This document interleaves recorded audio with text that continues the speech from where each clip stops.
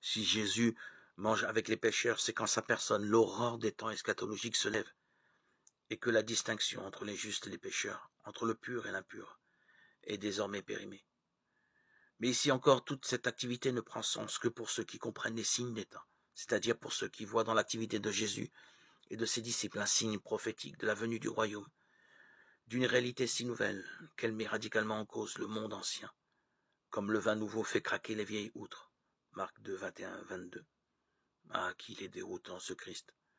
Son attitude met en question tous ceux qui, dans la conscience de leur dignité de membres du peuple de Dieu, refusent de se commettre avec les pécheurs.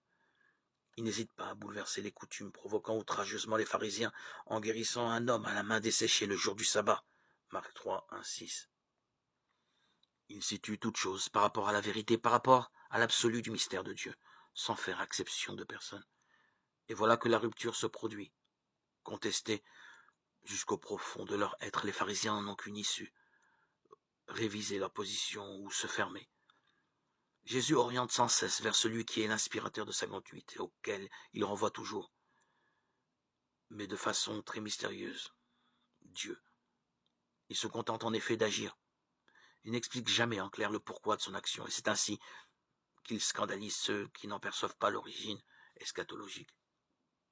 Dès lors, la source des quiproquos apparaît nettement.